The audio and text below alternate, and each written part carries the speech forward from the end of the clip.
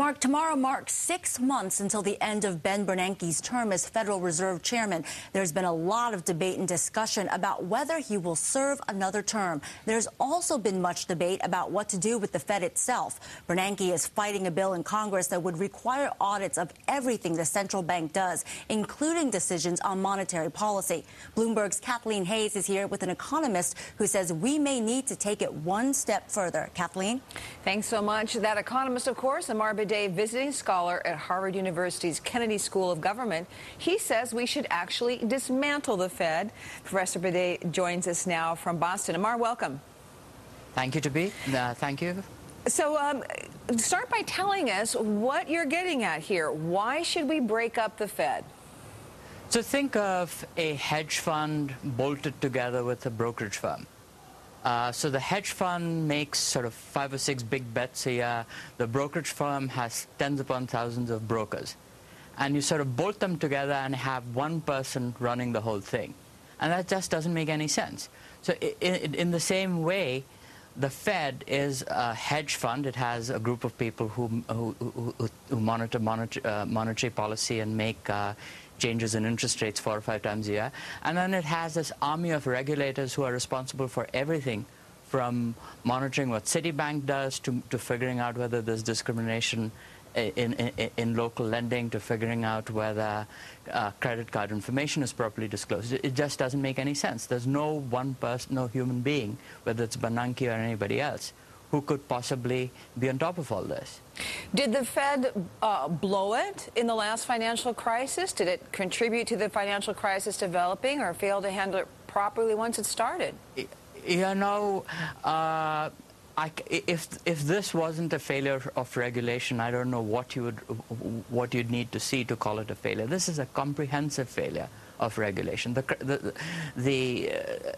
Particularly the failure of companies like Citicorp that were directly under the control of the Fed. There were 2 subway rides away from the New York Fed, which is supposed to regulate them. They've been out of control for years and years and years, and the Fed has just absolutely failed to control them.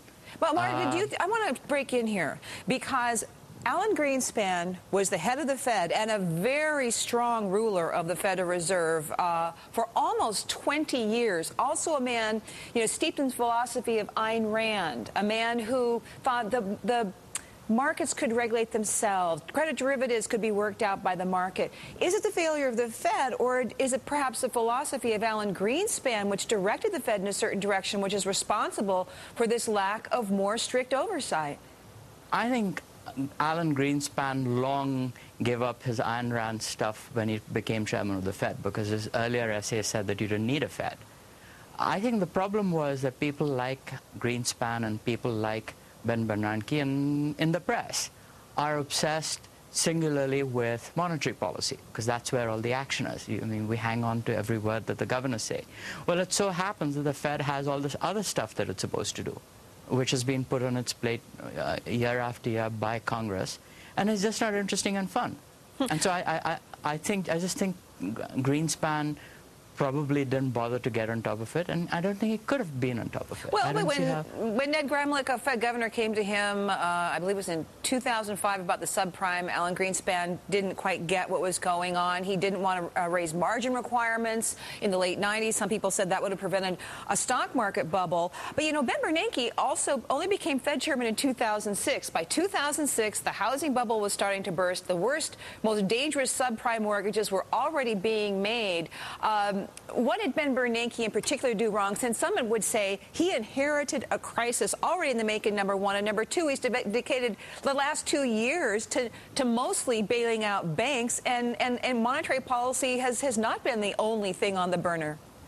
So let me say 2 things. First, Amar, I'm not going to let you say anything because we are going to hold you over. I asked such a long question. Now we need a little bit longer, but I'm fascinated by your line of reasoning. I think a lot of our viewers are as well, because many people question now the structure of the Fed, the role of the Fed. That's why we're going to continue with Harvard visiting scholar Amar Bhide on the role of the Federal Reserve, what needs to be done to make it a bigger regulator and a better institution. Keep it right here. We're back with Amar Bhide, visiting scholar at Harvard University's Kennedy School of Government. And Amar, before the break, I was asking you, why blame Ben Bernanke? He was only Fed chairman for 3 years. By the time he took office, this crisis was already in the making. He's done everything he can to untangle it. 2 points. First, he was a governor in 2004, so he was part of the team that set monetary policy. But put that aside, I'm saying he is ill-equipped to run a large regulatory organization. Greenspan was ill-equipped to run a large regulatory organization because this is the kind of stuff which requires a lot of managerial expertise and judgment. It would be like, I've been studying business for 20 years. If you asked me to run a small business, I'd fall flat on my face and you'd be an idiot to ask me. Or if you asked George Soros, who's great at making macro bets, to run a brokerage, that would be a terrible mistake.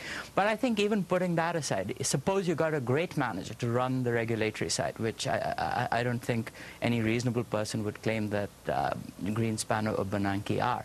I don't think the way the Fed is organized that it's capable of being run by a great manager, just as I don't think Citicorp and JP Morgan are capable of being run by great managers. Both sides need to be broken up. I think the big holding companies need to be broken up to be more focused and regulatable, if I can make up a word.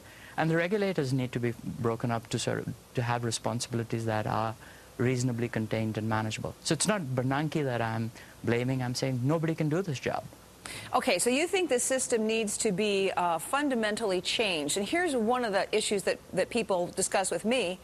If you take some of this regulatory oversight away from the Federal Reserve, which is an independent body, it's not appointed directly by the White House or members of Congress. They have long terms. That you're going to end up putting the power over the banks in the hands of people who are beholden to Congress and the White House, and you're going to have political influence in these decisions. Do you worry about that? Goodness, all our regulatory agencies, all our other regulatory agencies report to Congress. I mean, without reporting, what accountability is there? Now, the degree of, the nature of reporting and the kind of accountability can be debated. So we don't want Congress micromanaging what the Fed does. But the problem is that you can't, I mean, you could hold the unfortunate brownie responsible for what happened at Katrina. Because you could say FEMA ought to have been responsible.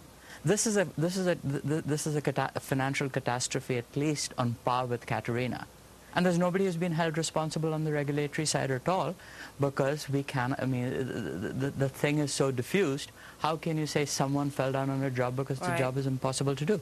Okay, so what would you like to see done? When you say we should rethink the Federal Reserve, its structure and bank regulation, what should be done? So I think you need to do three things. First off, you need to break up the big banks. They are beyond management, they're beyond regulation. Then we need to focus just on those focus regulation on just that part of the banking system which is crucial, which is the depository system. And then we need to figure out what kind of regulatory body needs to do this. And the interesting part about the history of the Fed was that it was started in 1913 because people thought that there were too many overlapping agencies regulating the Fed. There was state oversight and there was the Office of Controller oversight. So instead of consolidating that into one agency, we then had 3 agencies looking at banks. Now and then, when the FDIC was started, we got 4 agencies looking at the banks, looking at banks. So we really need to do a ground-up look and say what parts need to be done by whom, instead of sort of tossing everything into the Fed's bucket, which has been done for the last 50 or 60 years. Amar Bhide, visiting scholar at Harvard University's Kennedy School of Government. Thank you so much. Back to you, Patricia and Mark.